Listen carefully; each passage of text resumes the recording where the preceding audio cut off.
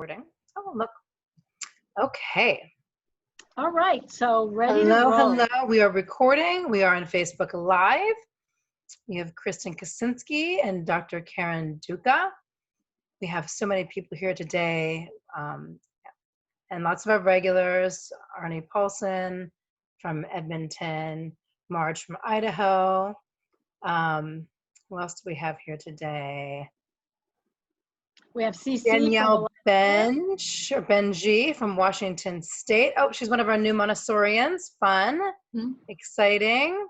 Oh, Beth is here. Elizabeth Petruccelli from Pittsburgh, one of our regulars.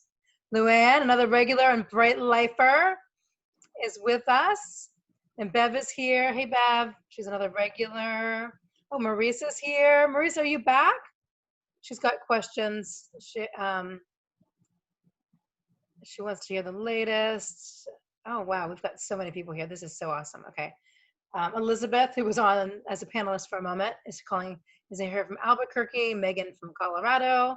This is awesome. So excited to have all of you here. Excellent. Okay. So just because we have some new folks today, a couple of things, how we roll. If you have comments, please put them in the chat. If you have questions, please put them in the Q&A. If you are watching from Facebook, please write your questions in the comments and we will get to those. I monitor Facebook while Karen's sharing her wisdom. And then just the disclaimer, Karen is a PhD doctor, not a medical doctor. She is coming to us with the perspective of a scientist. So if you think that you need any medical help or medical assistance or advice, call your doctor or call 911. Karen's not a doctor. She is a PhD and a super smarty pants, like a major super smarty pants. And I think one of the most amazing things about having Karen lead us in these webinars and share her knowledge with us is that she's really she's not partial. She is just about the science, you know? Yeah. It's sad because in so many ways, COVID has become very political, which is funny because it's a virus. Yeah. Who knew that viruses could be political? But it has become. And what I think is really refreshing about what we're doing here is that we really, for the most part, stay away from the politics of it all. We just talk about what's going on, and Karen shares her wonderful wisdom with us. So with that, Karen, do you want to give us the state of the coronavirus union? Yeah, let's do our usual update. Let me get ready to share my screen. I've got the things we always look at queued up. Okay, so let's start with, this is one of our favorite websites, the Flip the Script. Now, you've probably all been hearing, rightfully so, that the number of cases in the US we're number one, right? Not something to be proud of. So this is what we're looking at, okay? So the US, in terms of absolute number of cases, is in the lead, followed by Brazil, India, and South Africa. It does look a little bit better when you look at it from a normalized perspective, okay? So this is it normalized to the number of people in the population. It gets a little bit better. And let's go into the log format as it's a little easier to see. The US is still kind of in the lead. We've just taken over from Chile, but South Africa is gaining on us, okay? I mean, this is nothing to be proud of that, we're up here. And when we look at it, when we go on a statewide basis, again, very disturbing. You'll see that California is now our top, the state that's generating the most cases, probably closely followed by Florida, even tied, and then Texas, Arizona, Georgia.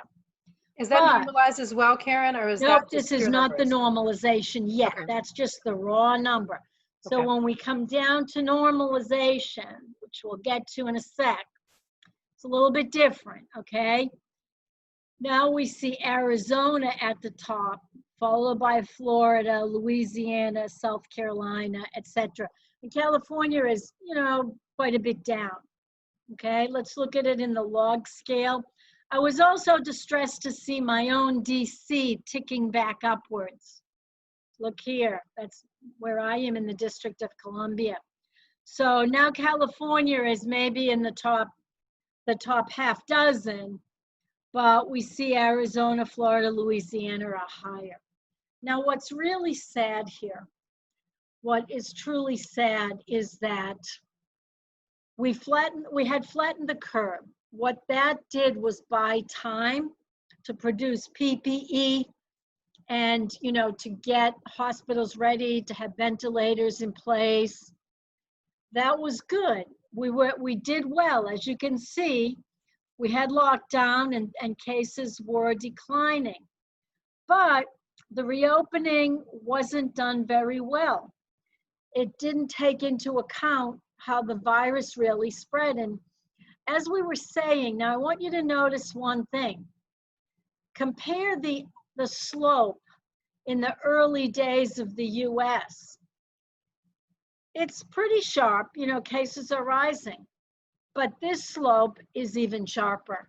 So we basically have lost the advantage. We've lost that time. We bought ourselves some time to help the medical system get ready for this, to prepare for an onslaught. But essentially, those gains have all been eroded. And now we're basically in the same place we were in April, but in different locations, not New York and Massachusetts anymore. Now let's come to what we've been also looking at, the coronavirus exit strategy. And boy, I have to say there's even some bad news here. We shared this 2 weeks ago, but now remember 2 weeks ago they had red, yellow, and green. Now they have a new color that they're calling bruised red, which represents uncontrolled spreading, okay? Red just means trending poorly. Yellow is making progress and green is trending pretty good. So as you can see here, I mean, we've got a few more places in yellow. They've also changed their standards for what constitutes each color. But if you'll notice, uncontrolled spread, the entire Southeast US is in here. The entire, you know, basically, you know, the Southwest California is pretty bad. It looks like, you know, New Mexico and Oklahoma are a little bit better. Even Washington is now trending poorly. So it isn't a good, we're not looking at a good scene here. And this will become important.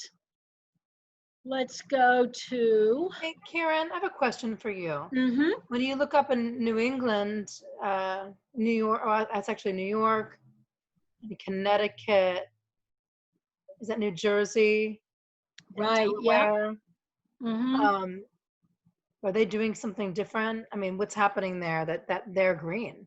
Well, remember, they were the ones hit first, and they got testing and contact tracing up and running pretty reasonably. They're doing well, actually. They're impressive. I mean, even Massachusetts, when you look at these, let's go back to the spread. Okay, now let's go and look at per normalized per population. Let's go and look at New York.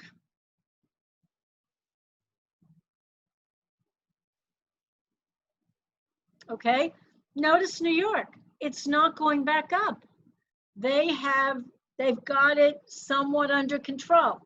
Now they haven't gone as crazy about reopening either as many other places that weren't as hard hit initially. They learned their lesson. Massachusetts had kind of a bad spike around Memorial Day, but they've also got pretty good contact tracing in place, and they're headed in a good trajectory. Now, what I'm suspecting is that some of these other places that didn't have as bad a problem took a few more liberties than they ought to have in their reopening strategy. In theory, the US actually reopened with more cases than was so in Europe and in Asia. So I'm sure you've been hearing Dr. Fauci and others say that we didn't really meet the metrics for reopening, but we reopened anyway. And what I've been saying for the past, since the end of May when this happened, is what we were doing with the reopening, we weren't saying it was absolutely safe. We were making a trade-off between total economic collapse and people who needed to get back to work and, you know, minimizing the number of cases. Now, what was problematic, what we did that was problematic, I think I'm going to stop sharing here. What we did is we kind of opened in a wrong way that made things worse. And let me tell you what I think that amounted to. I had been saying for a long time here that the real risky way to spread this was, you know, when you had close repeated contacts with infected people. I never thought that, you know, packages or, you know, touching something at the grocery store, droplets that, you know, dried on surfaces. I honestly never thought those were the biggest routes of infection. We got a little bit misled by data from China that was not accurate, and also looking too much at SARS, which is quite different in its manner of spread. What we know now, these are the 4 factors on how this virus is dangerous and easily contracted. Enclosed spaces, crowding, spending extended time together where someone's infected, and, you know, the aerosol and droplet route of coughing, sneezing, singing, yelling, exhaling. This is an airborne transmission path primarily. And what we're seeing is we're not finding many cases, extremely few cases of what we would call droplet or surface transmission, negligible numbers of surface transmissions, and outside we're seeing very few transmission cases too. There's a lot of different reasons for that. Basically, if you're moving, how aerosols move around you, the fact that you can distance better, and, you know, there's a lot of dilution effect with, you know, wind moving and so forth. So those 4 situations. And this sort of brings me to what I had planned to show you something, a talk I was at this past week. I know a lot of people are really interested in school reopenings. There's a lot of controversy and a lot of fear. And I understand that it's a complex situation that's still evolving.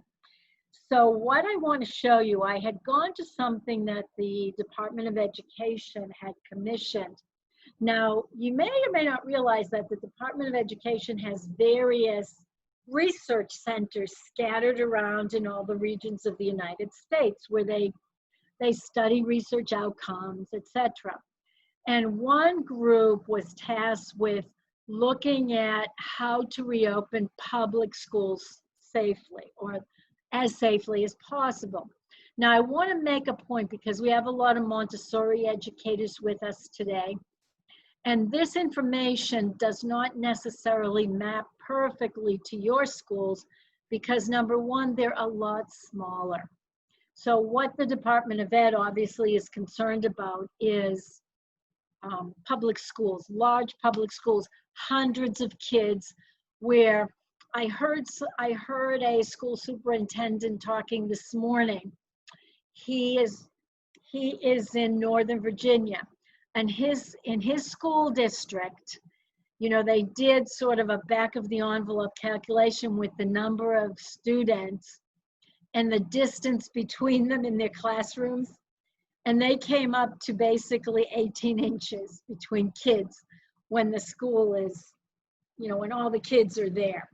So I want to show you, I think this is really interesting and has some really interesting implications. Also, these implications are even stronger for workplaces, but I thought they did a pretty good job.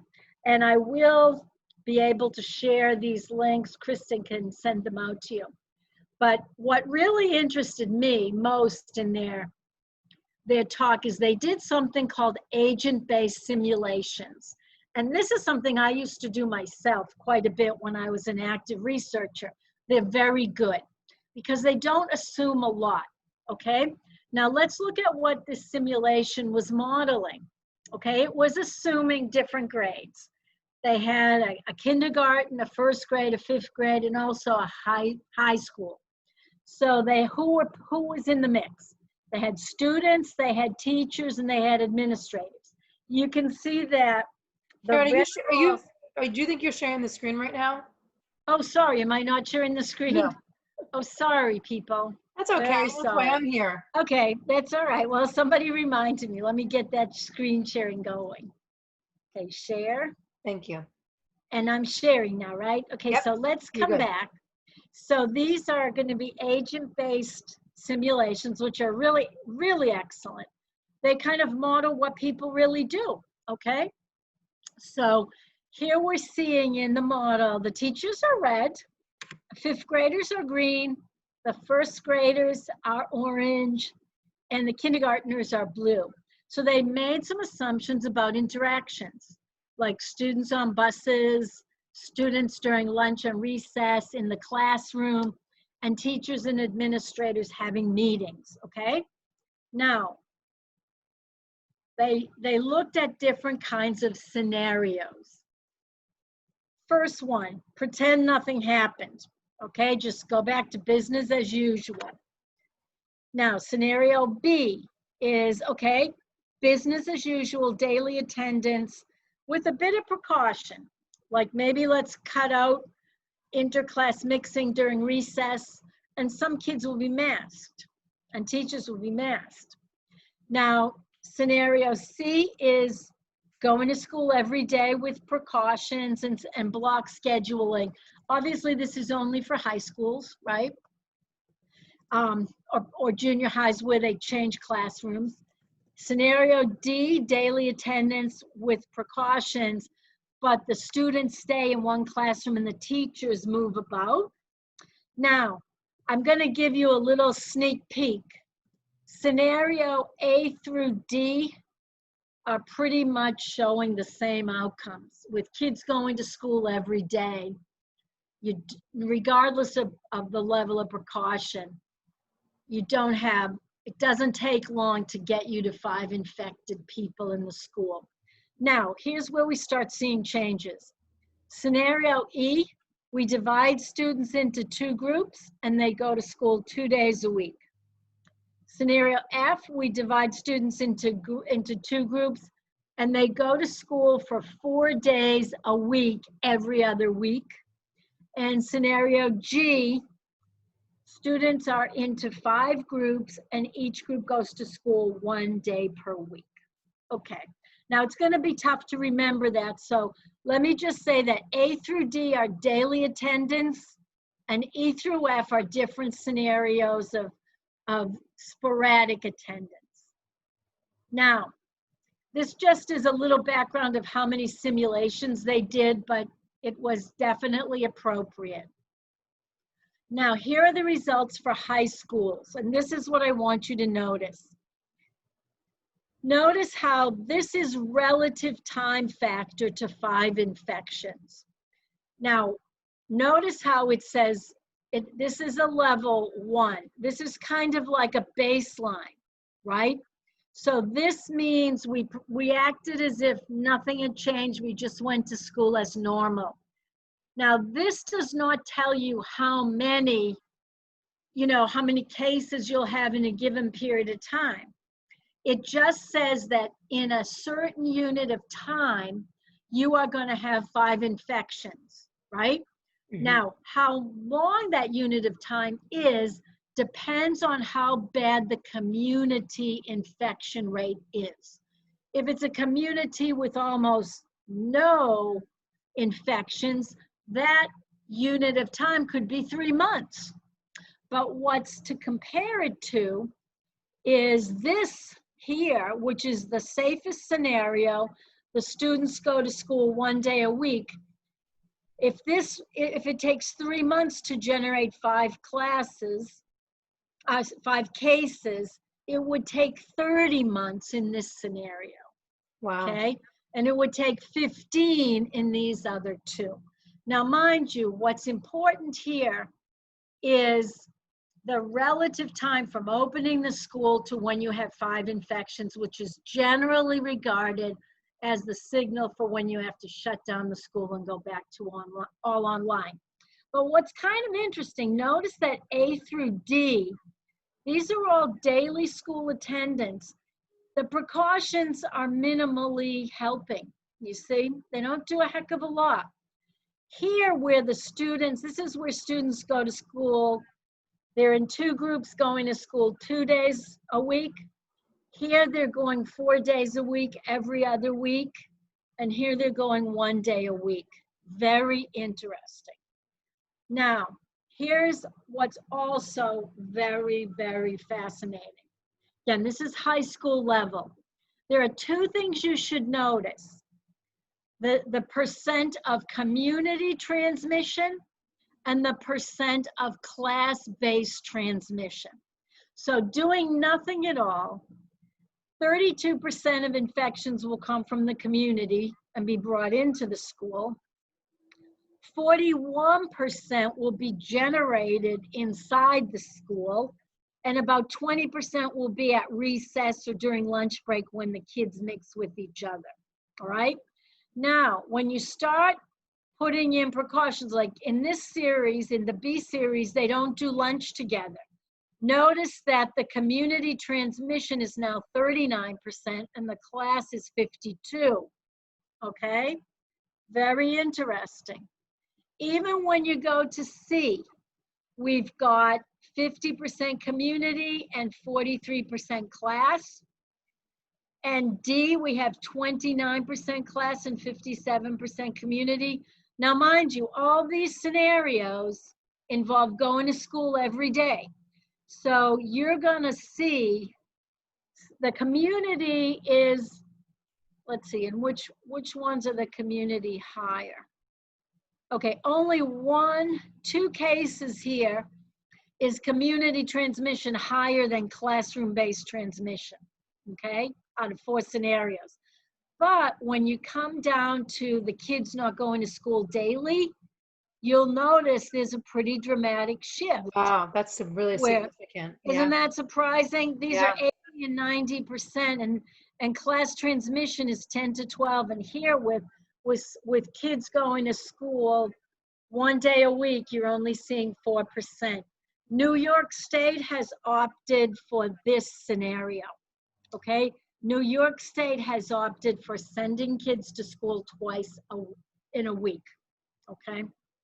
Now, that's high school. Elementary schools are different, okay? Karen, can you, for 1 second, and we can go back to it after you show us these slides, but so New York State has made a determination for their public schools already? Yes, they have. The board? Okay. Yes, they have. So I had not heard well, that. At least right now, this is the choice they're making. Right. And private schools, now again, as you know, New York public schools, it's a huge system. These were simulations for Pennsylvania. Also huge systems, you know, you've got schools with hundreds, even thousands of kids. This is a recipe for disaster, right? On the basis of what we know now about transmission. And the CDC guidelines, frankly speaking, are probably a little dated. You know, there's still a little bit more surface and droplet focused when the World Health Organization has admitted this is an airborne virus. Right. and breathing each other's air in enclosed spaces without good ventilation. This is how you get it. Primarily, we don't say it's that these other methods, these other possible trajectories of virus infection aren't real, but you know, Right, they're but looking at not the that, major E one. through F is dramatically different. Right, E through F is quite different, even for the elementary schoolers. Yeah. Look here. Mm-hmm. You don't get quite as big a difference here, but there's another reason for this. And these guys tend to be less infectable to start with, right? So the high schoolers are almost like adults. You know, they're closer to adults than to really young kids. We do know that young kids are not getting it in the same numbers as adults. We know that they're not getting it as seriously. They're not, to our knowledge now, and there are still gaps, they're not transmitting it. And part of the reason, there's a lot of speculation about that, and including they don't have as many receptors, the ACE2 receptor to get infected, their viral loads are lower, their immune systems are immature. And one interesting hypothesis that probably has some truth to it, when young kids exhale, I mean, many of them are soft-spoken and their lungs are small. How much do they exhale at a given time, even when they're yelling? Certainly a heck of a lot less than a high schooler or an adult. Right, it's not coming with as much power. Exactly, and Yeah. there's just not much, right? You know, Yeah. their lungs are smaller. So, but again, we have seen daycare-based transmissions. We have seen, you know, what do you call it? Like not quite daycare, but more like after-school care and camp transmissions. Again, how careful were people about social distancing and mask wearing? We know that child-to-child transmission can happen. It's just not to the same extent as, you know, adult to adult. And generally speaking, when schools do this, the schools that are reopening, now I'm just gonna stop this right here. I'm gonna share these links. I'll send these PDFs to Kristen Great. so everyone can get them. And then there's a lot of good, helpful research papers. And again, I can't emphasize enough, these simulations were done for big schools, big public schools. Some New York private schools are asking for exemptions because they say that some of their classes are 10 to 15 kids per classroom. They have a sprawling campus with lots of buildings. These tend to be wealthier schools. And, you know, that is going to be considered, you know. They have a very different set of circumstances, and that has to be taken into account. So if you're involved with the school, your number one thing, and now I do want to pop back to screen sharing. Your very first question that you need to ask yourself as to whether you want to reopen your school. Okay, let's put that down and go back. Let me just put in a zip code for myself, okay? And this will give me DC. We know DC is trending upwards, okay? So what are we looking at? We're looking at 553 active cases and 7.84 people currently sick per 10,000, but transmission is getting worse. Okay, these are the cases.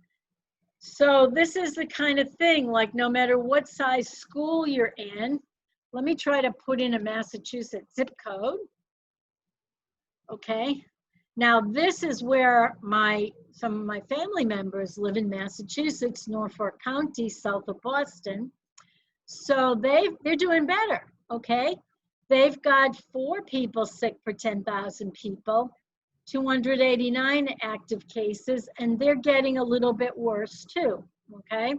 So Massachusetts overall is improving, but you know, it's important to look at your local area. And this is the local county, yeah. This is a county in Massachusetts. Can you Do you want to look at some others? Let's yeah, put some. 90403, please. Sure thing. Because there are some counties. All right. Now this one, 32,000 active cases with 32 people currently sick per 10,000 and increasing. Now this is a scenario. I mean, look at this line. Look at this graph. I would be very hesitant about reopening a school in this locality, right? Let's have some other zip codes just to see, like, Kristen, feed me some zip codes that people 15243. 15243. Yeah, that's Elizabeth's. Okay. Petricelli. Okay, so now this one, notice this, 2,000 active cases, 18 people sick per 10,000. This one I would keep an eye on, right? This doesn't look great. It's kind of holding, but lately, you know, it's sort of on an upward trajectory. So this would be like, it's still only July, wait and see. I would do a wait and see, like, if you see numbers like this, these are the numbers I'd be looking for to feel very confident about school reopening. Okay, we've got a couple more requests. Okay. 85395.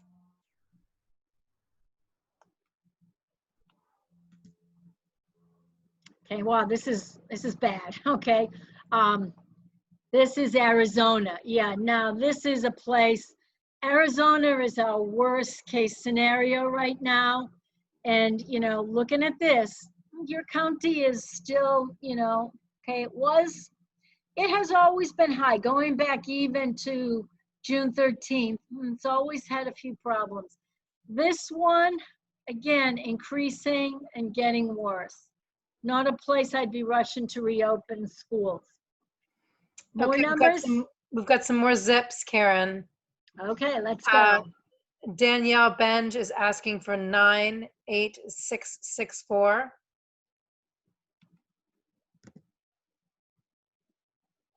Okay, now we're looking at Washington. Okay, this is not bad, okay? This is looking good. 6.98 per 10,000, 341 active cases. Now look at how it was here. That looks really great. Then we're looking at 4th of July weekend. You know, this is the kind of thing that spikes people up, right? So you got a little bit worse, but okay, if it kind of continues in a positive direction, that's not too bad.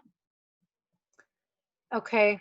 Also, if you guys or anyone on Facebook wants a zip, happy to share that.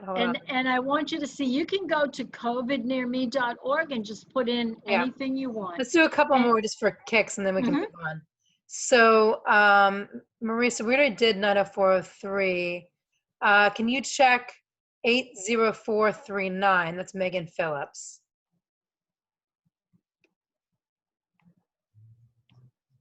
Okay, also, not too bad here, okay? Now notice, only 6 currently sick per 10,337. Now this has changed a little bit, I think, but you know, we were lower here, it's going back up. You know, keep an eye on this, keep an eye on it. It's going up only gradually. Keep an eye, okay? This might not be too bad, but you want to keep an eye on it.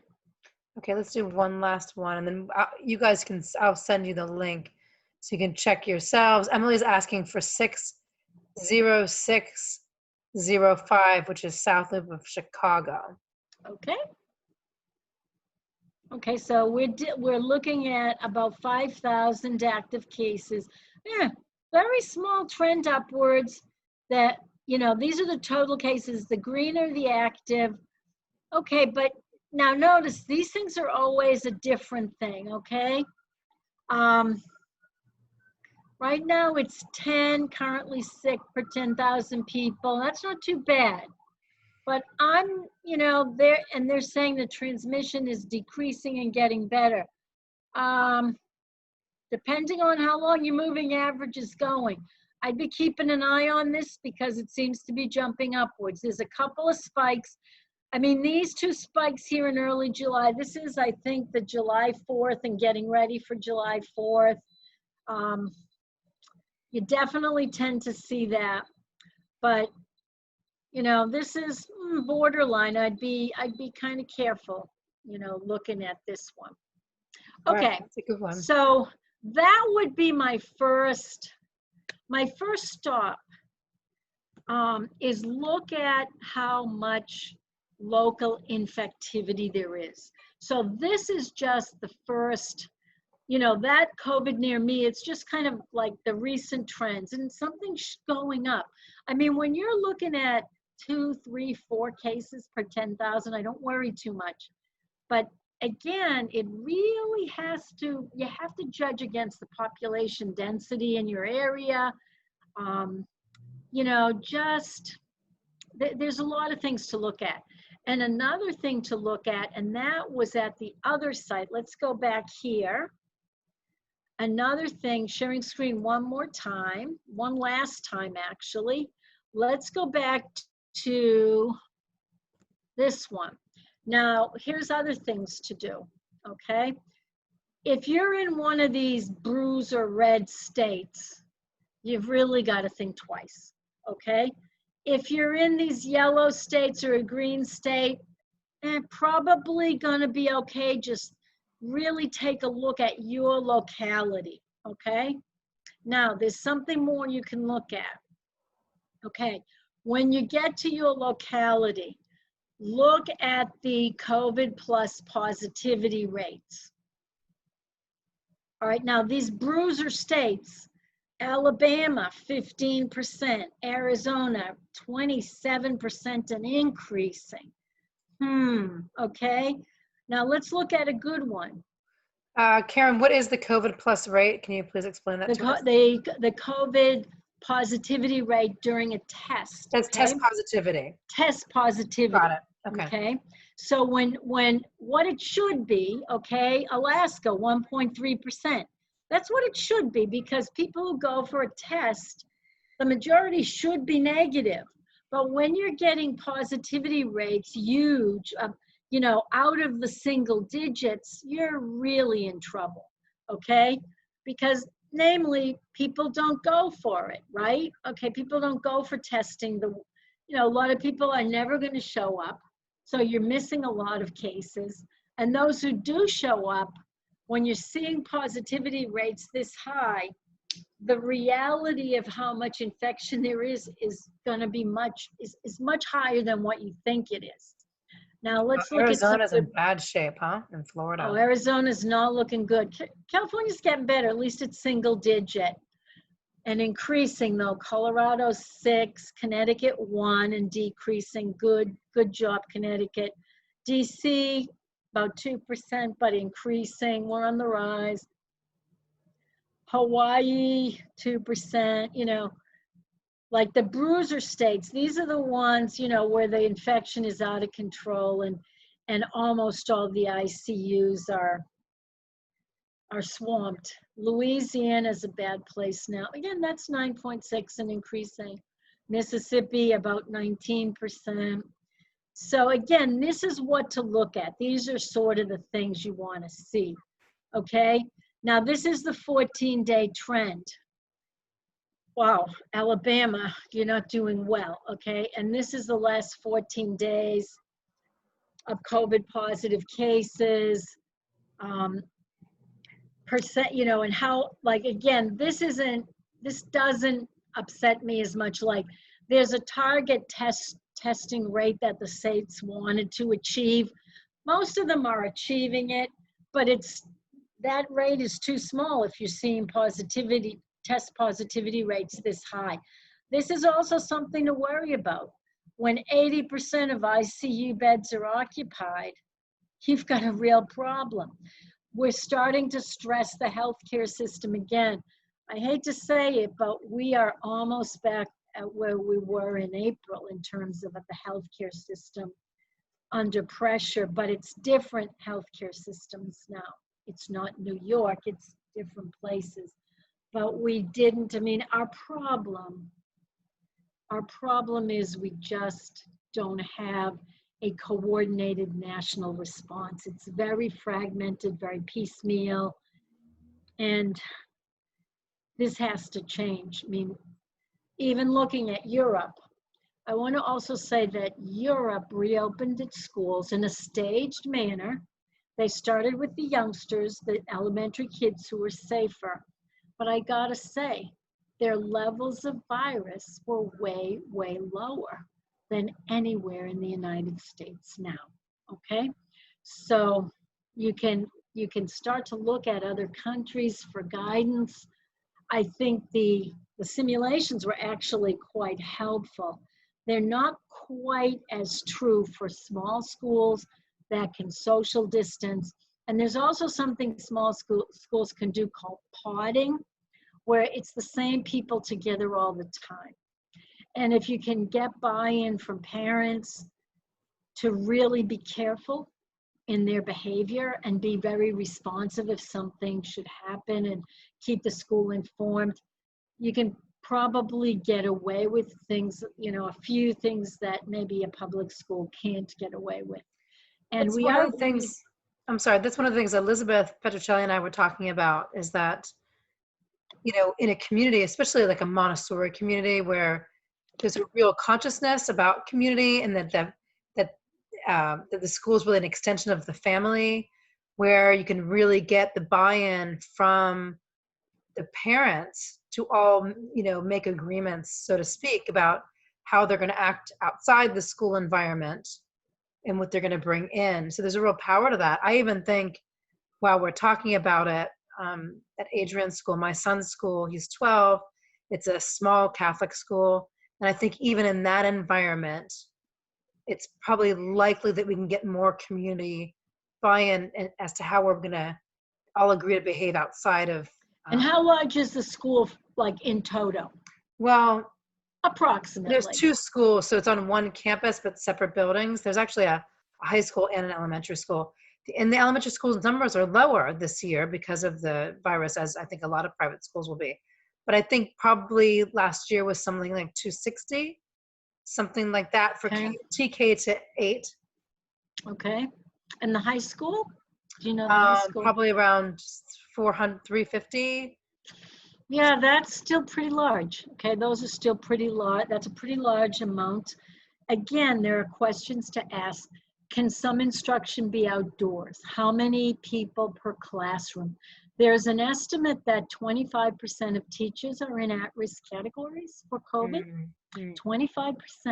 And kids, it's much, much lower naturally. But one interesting thing we've seen, we do know that kids can have a very severe inflammatory response, the PIMS, the so-called PIMS. It's super rare, okay? But the median age is 8.3 years, okay? So if you know, those cases, half of them are below 8 years old, and obviously the other half are above 8, probably up until 15 or 16. So many people are realizing that their child is at risk when they come down with COVID. Like, they think their child is fine. We've been diagnosing diabetes in kids when they come down with COVID. It's sad but true. So I think as a parent, you ask yourself the question, is my child in an at-risk category? And at least if you know it from the get-go, that's one thing. If your child isn't in that category, okay, you can feel a bit more relaxed. Does your child live with a person in an at-risk category? High-risk category, like do you live with an 80-year-old grandparent? Do you live with a diabetic or obese mom or dad? So all of these questions, you know, come into play when you're making an individual decision for your kid. I know that the White House is really pushing reopening. I don't think it would be a good thing at this level of infectivity right now, at this level of cases. Again, it depends on your locality. When you're thinking about reopening your school for daily attendance, What's your case? What are your cases like? What's your positivity like? You know, can this be done? How big is your school altogether? Because the 4 things, remember, lots of people who don't usually mix, coming together, staying in enclosed spaces for long periods of time. This is the recipe for transmission. And you have to be ready. Where is your shutdown point? Like, I know we've had some evidence from outside that if there's one person in a class, that person quarantines, and you can send that class home to do online education. Once you have 5 cases in a school, that school shuts down. And whether it's a 400-person school or a 100-person school.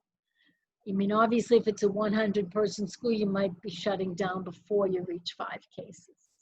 But, you know, you have to be aware of what are you tracking? Will you be able to track? And will you be able to respond quickly? One big problem we're having in the US is how long it's taking people to get their tests back, right? You know? Yeah. I know a friend of mine went to the big testing site at Dodger Stadium. I don't even know if she got the test. Like, it was like 12 days and she hadn't gotten the test back yet. Well, then at that point, it's like, you might as well not have gotten tested, right? You could have quarantined, right? You know, stay quarantined. You'll either get it or then you'll be non-infectious. another friend of mine and her husband went, and then their son went, and they got their test back, and he didn't get his. And it was like days, you know, before the test came back. So I mean, I really feel like I felt quite depressed one day this past week when I really felt like we are pretty much all on our own. And we are not in a better situation than we were in the middle of lockdown. And in many cases, we're in a far worse situation. So the question becomes, what was kind of distressing to me is when things are allowed to reopen, it sent the wrong message. It doesn't mean it's safe. It was a blend of, let's face it, we're going to be seeing a homeless epidemic in the fall. Landlords have been a little more understanding at first, but on July 1st, there was the largest number of people who didn't pay their rent or make a mortgage payment since since the Great Depression, something like that, some crazy long time. And so landlords, they can go so long, right? Some are being understanding, but it'll come a point where they need to pay the bills. They need to pay the mortgage on the rental properties, right? So, and banks are giving forbearance, but how long are they going to last? I frankly don't trust these organizations to be that forgiving. And, you know, what will happen if you don't have a job? So that was a clear balance. But some things were done very stupidly. To me, it was known even when these things reopened that crowded, enclosed spaces are crazy. So why is it all right? Bars and restaurants. I mean, those are like the worst possible places. DC opened for outside dining, okay? That's a little bit better. But like, why do we need, and bars of all places, I mean, people have to yell just to hear each other. It would be interesting to know what percentage, of the, revenue that happens in cities is based on bar business. Like, how important from a financial perspective and economic perspective was it to be for bars to be opened? Well, yeah, too, is that there's, I don't know what the statistics are because I haven't seen numbers, but with restaurants, there is this whole piece where people can A, dine outdoors, and B, they can do pickup and or delivery, and a lot of people are taking advantage of that. I know it's not as great as a full restaurant, but and then it doesn't necessarily help the servers, but it's a big risk to take. Should we? We're up about an hour in. Should we take some questions? Yeah, we're happy. Yeah, we're ready to move to that. Okay, so I'm going to look at the Q&A first. Haha, Jean. She's like, where's the July 21st webinar? Oh my lands, Jean, the Mercury retrograde was so bad. I got the registration email out so late for this one because I had to edit that one too, and it took me forever. I haven't given up yet, but I just haven't gotten there. Arnie is asking, do you have a breakdown by age group of patients that died? Yeah, that is there. And you know, I have seen it. Deaths in the over 80 group are about 30%. Okay? And it goes down pretty dramatically to less than 1%. And once you get into the low risk ages. I don't know where this statistic came from, but my brother who lives in Florida, my mother who's 81 was considering going to Florida before the 4th of July. And the statistic that he gave was that like 75 to 80 years old was a 28% death rate. Yeah, 30, that's about right, yeah. 84 years old was a 38% death rate. Okay, I haven't seen anything over 84. You reach a point where there just aren't a lot of people, but over 80 is a third of at least a third of the people or more. I'm trying to Google this to see if I can find the latest. I mean, every day, we have better statistics. Okay, so let's see what we can do. Some of the best data is coming from, really surprising places. Okay. Let's see what other questions we have. Yeah, so what I'm seeing for the 80 and over, the numbers range from about 30% to as high as 45%, depending on the locality. We still have bad things going on in, what do you call them, like nursing homes and stuff, because, the workers, those are workers. One thing about our lockdown, we were never fully locked down, right? People were pretty good about it, but some people just had to work. The people in grocery stores, the people in pharmacies, the people taking care of people. They were getting on buses, they were moving about. And there's really interesting data that showed, depending on your income, below a certain income, you were not locked down because you literally couldn't. You were doing a job that required you to be there. So yeah, it's very clear that the older you are, the higher your risk of death. And interestingly, we're finding now that dexamethasone and remdesivir are pretty good at helping prevent death. While we were kind of on the plateau, we were seeing dramatic reductions in death rates. And part of that was just because we were learning more, the cases themselves were dropping. But now that the cases are shooting up wildly, again, when there's a very crowded hospital, everybody gets slightly worse care, right? Yeah. And, you've just got more cases. There's going to even, there'll be more deaths because a certain percentage are going to die. So it's just problematic. It's a nasty virus. Even if you survive it, a lot of people survive it with sequelae and things that don't go away for a long time. So it's not just like getting the coronavirus that causes a common cold. Karen, I have a question for you. I was talking to Marty, who couldn't be with us today, but often is one of our regulars. And she was asking about the flu, taking the flu vaccine, and that she had read somewhere that the flu vaccine could potentially help with the COVID for some reason. I don't know if that would be possible. I don't know. What are your thoughts about that? I've heard all kinds of talk like that. In reality, there are certain vaccines that give you a little cross protection against other viruses. That's a fact. We do know that.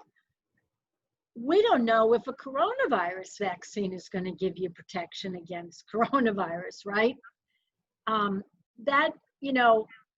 We can't say that.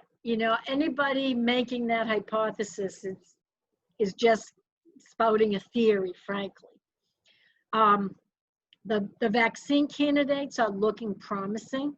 People have antibodies, but you see, there's a little kind of twist to this too. The kind of antibodies we need, there are two styles of antibodies that the body makes. There's what we call neutralizing antibodies that bind to that spike glycoprotein and prevent the virus from getting into cells to replicate. That's the kind you want, neutralizing antibodies. Now there's another whole kind of antibody that just marks the virus for destruction by a phagocytic cell, or it's a marker to other cells to say, hey, come and scavenge this thing, which may or may not happen. That antibody could be attached, and then that thing can still get into a cell, uncode, and replicate itself. So there's complexities here. I mean, we're seeing good potential early results from the vaccine candidates. I am very optimistic about them because they're all showing, all the intermediate results we've heard so far are positive. And I think we have every reason to believe that it will be good. But, you know, I'm trying to see what kind of cross reactivity there would be. And there's just not a lot of, these are very different viral families. I do not know how anyone would possibly know that at this stage. What are they looking at now, like, or this week, in terms of dates for the vaccine to be in the general population? Well, they haven't really changed from the last time. I don't think they can go quite that far, you know, to general population, but between October and January for first responders, healthcare workers, that kind of thing, if everything holds. Now, the FDA has said, what's very interesting is vaccines are quite different in their degree of protectivity. Like most of the childhood vaccines are in the high 90% protection, right? Measles, polio, those kinds of things. Most vaccines are up there. Now, what they've said for a population in general, how many immune people do you have to have for a population itself to be protected? You know, this so-called herd immunity, either from having the disease or being vaccinated. Well, that really depends on how infectious the agent is. And what they've said is that the estimate for this virus, we're going to need 90+% of people immune to shut it down. The FDA has said that it will approve any virus believed to give 50% protection. Usually vaccines are not approved unless they give 60%, because again, what the public health authorities are balancing is the risk versus benefit.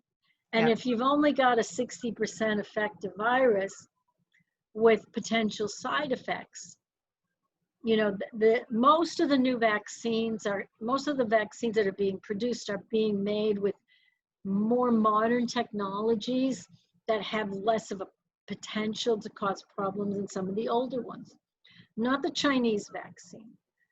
They're still using an older approach. But again, the benefit, like every vaccine has some adverse effects for some people, but because the disease itself has far more adverse effects, they'll approve it at 50%.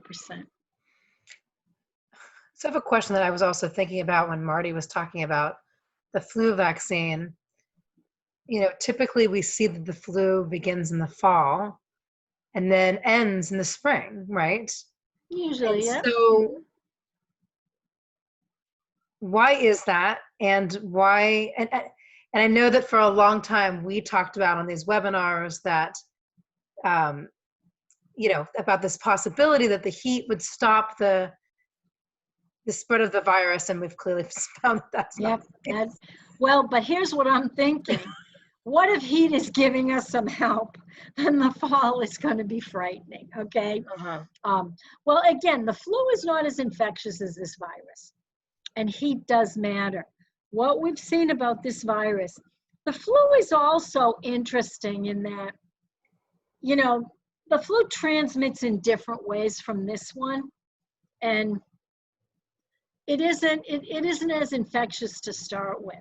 So yeah, we do see that oscillation, that seasonal oscillation, you know, in the flu. And again, you know, the belief is that,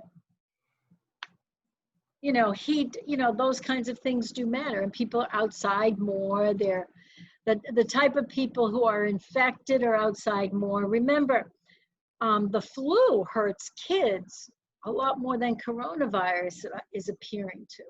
So those guys are more, like, who's susceptible to flu? It's not generally the healthy adults between 20 and 45. It's the young kids and the older people, right?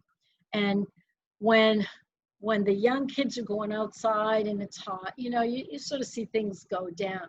Here, particularly, this was something that I always thought was going to complicate the summer benefit, the heat benefit, is because we're all indoors in air-conditioned places. And these places like Arizona and Florida, they're having over 100-degree weather. Major AC. So yeah, people are sticking indoors with air conditioning. Yeah. So there goes the heat. Like, I know you're going to see, you notice my two windows, you're going to laugh at this. I have an air conditioner on, but my window is also open, okay? Because I want both ventilation and cooling. And I know I'm paying extra for that because I never reach a cool temperature, but I'm doing that to have both. If you live in Santa Monica like me, I don't have air conditioning. Well, then you might have a little bit of benefit being indoors. And I'm lucky because I have a beach facing windows. Well, that's even better. And it must so be cool. There's a few more questions, I think, here. Thank you for those answers. Okay, let's see. So, sorry, it's minimized us. It's disappeared. Okay. Seems like, so this is from Jerry, one of our regulars. She said that seems like the risk is low based on what you're saying. And this is when you were showing your slides. But what happens in the public schools from which we draw will also have an impact? Do you understand that question? Well, not quite. I mean, the risk is low. I mean, just intrinsically, the risk is low for kids. And the risk, it really depends on where you are. If you're in a very high infection rate place, the risk is not low at all. And what happens in public schools, my guess, here's what, I'll make another prediction, and I would love to be wrong about this one. My guess is that places that have a lot of infections, they're going to reopen, and the more days in school they have, they're going to very quickly get to a point where they have to go back to distance, and they will. That's my prediction, that schools will reopen. Maybe the smaller ones with those big sprawling campuses and people that pod, that could be different. But unless things change dramatically, unless we see we're now in the middle of July, unless things change enormously in the next month and a half, which I have no reason to believe things will be anything but worse than they are today based on the trajectory, schools that reopen will very quickly shut down again. Mm-hmm. So Danielle is saying our school will have about 91 students, 16 to 24 students in a class. Each class will be in a cohort, maybe of 8, it looks like, with separate bathrooms, lunch, recess. Each class has its own outside entrance and outdoor area. It is our plan to be in session 5 days, but pivot it to distance when needed. Okay, that sounds small so enough. 8 kid cohorts, so you're really minimizing contact. So it's a circle of 8, right? Yeah, that's not too bad. Yeah. And they each have an outdoor area. Yeah. They're going to be there 5 days a week. I mean, is it all day? You know, there's no zero risk scenario. Theirs is small.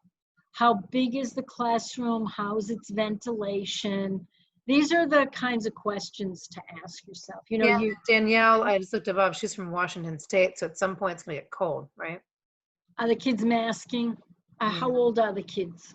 There was actually a rule that came down from Pennsylvania. I know this because of my work with Elizabeth, and they actually are mandating masks for children age 2 and up. Okay. Pennsylvania. I would think a 2 or 3 year old, it might be hard to keep it on if they Yeah. don't like it, you know. But It's a again, concern. if the kids, I don't see why not. I mean, it's not that uncomfortable. If kids will do it, it's a good thing. Well, it's like anything. It's like keeping your shoes on. Yeah, they You know don't what do it's like that to keep a either, 2-year-old right? shoes Yeah. on, but eventually they learn how to do that. But once it's on, maybe they'll go for it, right? Yeah. I don't know. So Jerry Robbins is saying, I've been hearing about people who are having a really hard time shaking the virus, both long-term symptoms and a concern about permanent organ damage. Any sense of why this is happening and how prevalent it is? The question was that I run a religious school that meets once a week. Is that less risky, or how impacted is it by what is happening in the public schools? Okay, again, where are you drawing that population from? So first, let's go with the last question. Okay, you're doing a, like, how long do you meet? Are you all day? And again, you're blending. Here's what's dangerous. Blending a lot of different people in a small space that's poorly ventilated and crowded, and you know, people are talking. So what do? Everybody's masked. Everybody's as social distanced as you can possibly do. The room is as well ventilated as you can have it. Like HVAC people are having businesses out the ears now because there's ways of doing better ventilation, and they're like all over it. What I have, like, I bought myself a small HEPA filtering device for the room. Is that an option for you? Again, if everybody who walks into that classroom is uninfected, they can be jumping all over each other and nothing's going to happen. But if even one person is infected, they'll probably be spread eventually. That's the bottom line, you know? And because we can't know who is and who isn't, it's the risk, you know, you determine the level of risk you feel comfortable taking, you know? So if you're seeing lots of bad stuff happen in the public schools and they're shutting down, well, you might want to go online for your religious training. Okay, so Deborah, well, do you want to actually answer Jerry's other part of her question, which is Sorry, yeah. permanent organ Definitely. damage? There is a definite thing where some people are getting chronic fatigue syndrome like stuff. Absolutely. And we don't understand it. Our guess is that it's the immune system that hasn't been able to turn off properly. That's the theory, but we simply don't know. It's not super common, but it's common enough that people are creating Facebook groups and linking up with each other. So it's not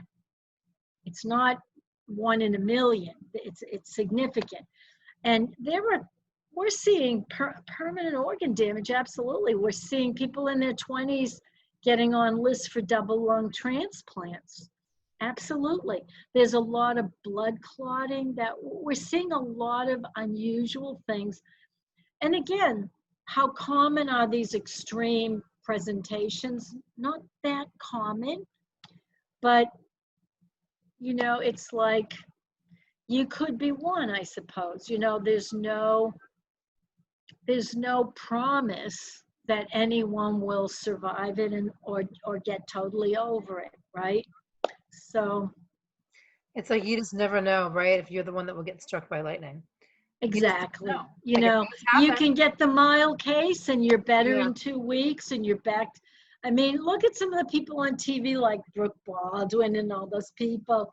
You know, they got sick. They say it's hell. They hated being sick with it, but they're better now and they're totally back to normal. That's the most common Right, and then there's scenario that, for, what's the actor, that Broadway actor that died last week? oh yeah, he had a lot of complications though. He had a lot of medical issues. But Um, caused by the virus. I don't think that no, not that wasn't my understanding of it. oh, he He had had some, pre-existing he had conditions. some, he had a few things, Oh, but okay. yeah, the virus definitely hit him hard, and he was Yeah, only in his 40s. yeah, You know, people in the 50s are dying, you know, yeah, again, and people that had no awareness that they had a pre-existing condition, yeah, often they're finding it this way. So while most healthy people are gonna get sick, be badly sick, and then recover, it's not, you know, it isn't a guarantee, right? We are that's the scary seeing, part about this, I think. And I mean, it's what, for myself, it's like what makes me really take heed is that, I just don't know. And I do feel a sense of, and I think this is what we talked about 2 weeks ago, is that, and then Brian gave us that great quote, which actually I forgot to include, our sense of responsibility to our community, to the greater community, which is why I'm just kind of keeping close to home, doing my thing. right? Me too. And I have the luxury that I can do that for the most part. Right. Mm-hmm. So, there is that piece. We do have a couple more questions, which I want to get to. Okay. So Deb, I don't know if she's still here on Facebook. She says she's debating on sending her 2.5-year-old son to preschool in Santa Monica. Eight classes, let's see, of 10 kids each. Thoughts on that? But we know that What does Santa that mean, 8 Monica, classes? and it looks like there's 8 classes of 10 kids. So there's 80 children. Okay, so 80 kids in a group. Mm-hmm. No, 8 classes, and each class has 10 kids. So 80 kids in the school, Yeah. and there are 10 kids per class, and they're Yeah. 2.5-year-olds. Mm-hmm. Well, my guess is they're probably up to 5, is my guess. Okay, so that you might go from age 2.5 to 5. Well, Santa Monica isn't looking great right now. Yeah, LA County's You a know. disaster. Yeah, so I mean, and that school's going to be open. You know, that I would ask myself, are you sure your school will open? You know, Right. Again, that age group I'm more concerned about the teachers in that scenario, but I would be surprised if that school opens. Yeah. One of the things we've been seeing, again, Elizabeth and I have been talking about it. My brother's talking about it for his child, who will be 2 this month, is, looking at really doing small groups in the home. Yeah, that's what a lot of people are doing, because they want their kids to have some socialization. They want some learning. I mean, I'm not so scared of kids not learning as some people are, because I think schools are overrated as places of learning, frankly. Says the woman with a PhD. How many PhDs do you have, Karen? Well, like I said, and not all of that. Most of my best learning was outside school. And I think I think schools are getting better, but I think there are ways of crafting environments in the home where kids can develop. Yeah, So if you pod with several people, and then they might even, meet in the same house every, like for the fall, they meet in your house. Then for the spring, they meet in another house, and everybody agrees to follow strict rules, and you're doing your best possible thing, right? There's a limit to how much protection we can give ourselves, right?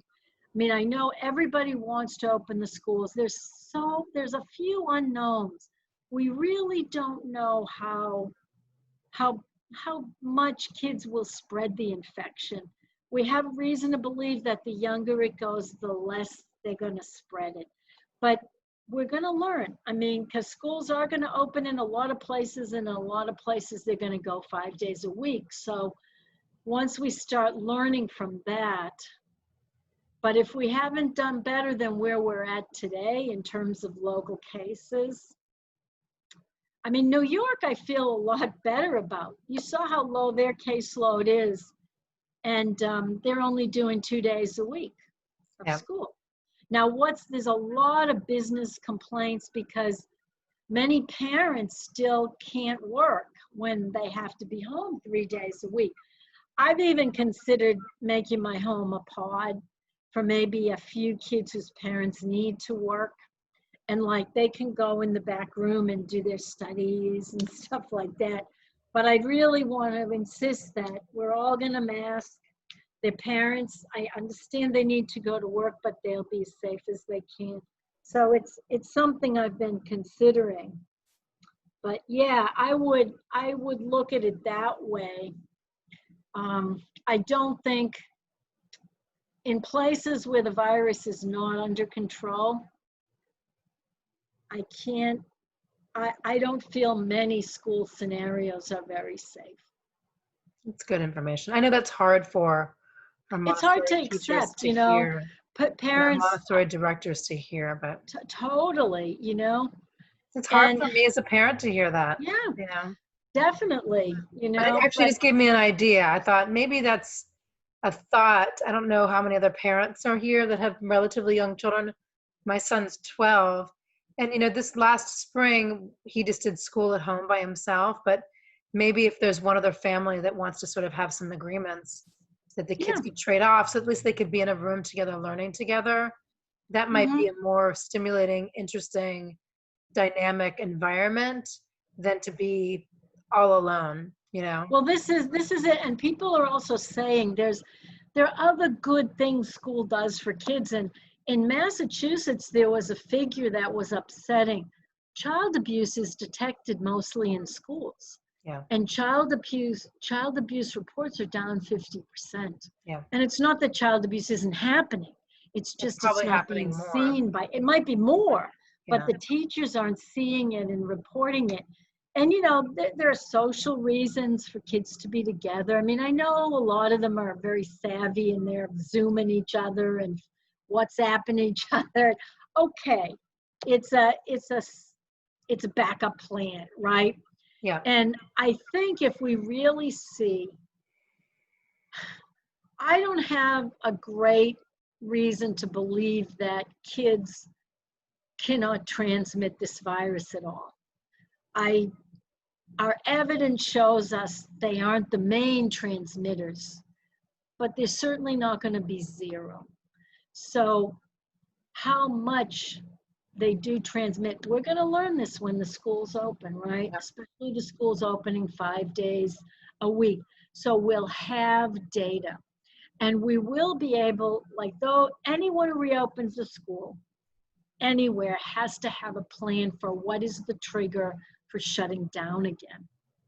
And I think, you know, podding and small cohort, like Adrian and 2 friends, like 3 families, maybe, I mean, I wouldn't, you know, 2 or 3 kids sharing with, you know, kind of that they would be close, but you might not do it all day long, and you might insist they go outside for a period of time and, you know, do it as safely as possible. And they're all masked, right? They're not just hanging out. So these are the kinds of experiments I think are probably lower risk. Mm-hmm. And maybe they'll do that benefit. Like I said, I think I said I was going to do this, and I did. Gyms are not the safest places either. They're probably, depending on how well the gym arranges how the workouts go, it's probably medium risk at best. And I have decided to do that. I go to the gym and everybody's 10 feet apart, and, you know, groups have to circulate. You know, one group moves before the other can move, and it's reasonably done. And we're not required to wear masks inside, but I wear mine all the time. And I just decided that the mental health benefit, you know, is worth that added risk. I mean, I'm an older person. COVID could kill me. And I've accepted that I'll take that risk because it's been so long now and other aspects of my health are degrading. And we know people are dying from other things because they're afraid to go to hospitals. Death rates for non-COVID related events are up 30% because people Wow. are afraid. They're not getting treatment and they're not going to hospitals. Okay, so there's a couple more questions, and it's 2:27, so I want to get those out here. Jean's asking, could you explain what the log scale means in the earlier charts that were shown? I don't know how to understand what I'm seeing. Okay, the log charts, the real reason is these numbers get so big that they get cut off. The log is just a way to be able to present it so that you can make a lot of comparisons at the same time. Like, let me just share quickly. So I'll show you log.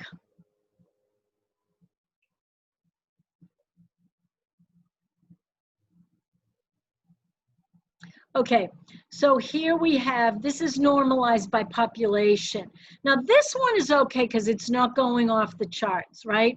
So you can kind of see this one. Notice over here, the increment is 50. Okay, so 500 to 450 to 400 to 350. Each increment is the same number of cases. And you can see Arizona is bad, okay? Florida, bad. Louisiana, South Carolina, and Texas. Now, when we go into the log, it's the exact same stuff, but we just take the logarithm, okay? So what we can see, like, these guys have compressed a little bit, and everything, we got everything onto one chart. Now, where this is more of a problem, like, is here. You notice how this one, Chile, has gone off the chart because you can't keep everything on. Some go so high.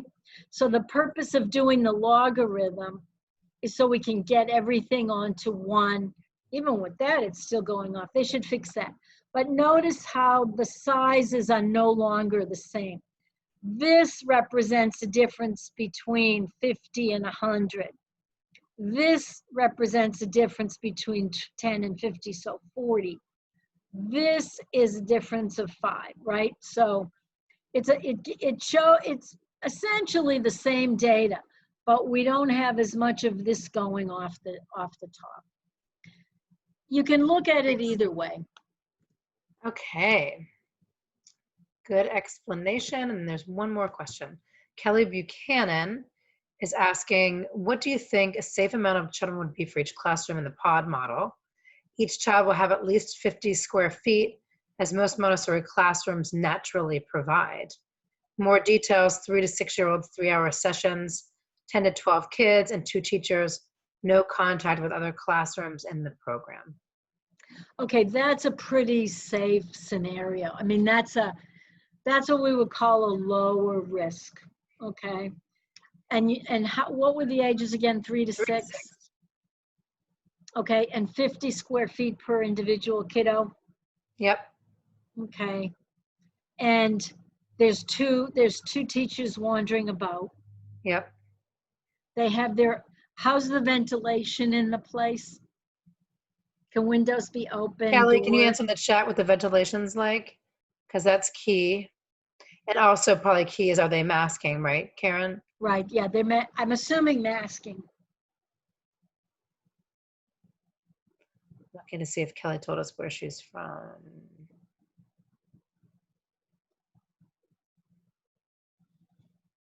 She may not be on anymore. Well, the bottom line is, the smaller the number, like she said, 3 hours together, okay, the smaller the time, the less crowding. These are all lowering your risk, and it's the same cohort where people have agreed to behave a certain way, parents, families. It's lowering the risk. There's no guaranteed risk-free scenario at this point in time, but it's better, okay? And the smaller the number, like if you're talking about a huge public school with 1,000 kids, you can have different combinations of blending that, kids could see a different group of kids every day. But the more you've minimized that and it's the same people interacting, you're ratcheting the risk level down each time. Wow. So much great information today. Thanks, Karen. So one last question for you. I know that we are over time now. It's 2:32, but just a quick question. I'm curious as to how you have, I mean, are deciding to like move forward right now from a COVID perspective, from a safer at home perspective. I think it's always good for people to hear, like, what are you as an expert? How are you living your life? I'm basically sheltered in place as much as possible. I only go out, I frankly go out when I need to purchase groceries.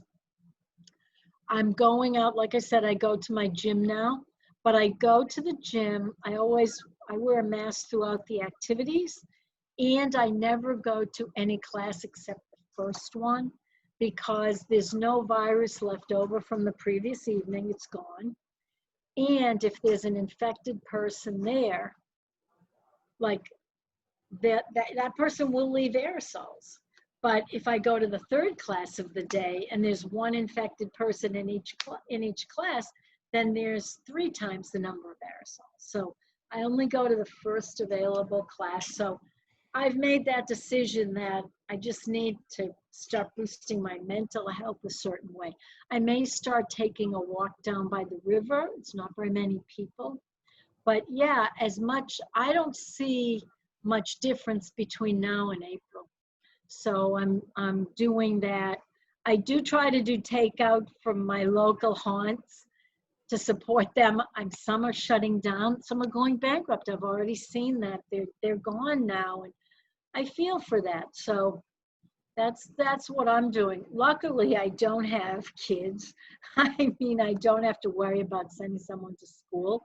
I did take in a DC intern. Again, it's the benefit of the money. I mean, I can't afford to live in my place for much longer without somebody occupying my back room. Now, he's always in the back where, we don't interact much, and we have HEPA filters, and we're both doing our best. He suspects he even got it early on. He thinks he might have even had COVID and he might be immune, so more power to him if he did. But if I can't have another individual like that in the fall, I'll definitely need to be seeking cheaper apartments. Yeah. Well, thank you for that. One of the things I'll share that we've been doing as a family is that we've started playing golf on Fridays at sunset. Twilight golf is less expensive in the public course than it is during the day. And I'd rather play at sunset anyway. And I found it to be really an amazing social distancing activity. We have a small course near our house. It's 9 holes. And even if you're paired up with people, it's 4 people on a very, very large piece of land. Yeah, you're outdoors. And we're outside, so it's really fun. So highly recommend it. I think it's probably, I mean, we've played golf anyway, and I wouldn't say we're big golfers, but we play golf. But it's super fun. So if anybody's thought about that, I don't know what the public courses are like in the rest of the world, but we have a cute public course that's 2 miles from our house. For some reason, juniors are playing for $1. Oh, wow. In July. Wow. So it cost me $11. And we get to go outside for a couple of hours and practice our golf game. So, I think there's like something to finding special things like that where. And it's outdoors, which is good. It's safe, you're moving. For families or, maybe you've got a friend or 2 that you're social distancing with. I know maybe not everyone's a golfer, but, there's things like that. And it's fun that we've discovered that. And it's, on Friday mornings, I make my appointment for my tea time for the next week. And it's been really fun. So just thought I'd share that. Well, thank you, everybody. I'm going to stop the recording now. So that is going to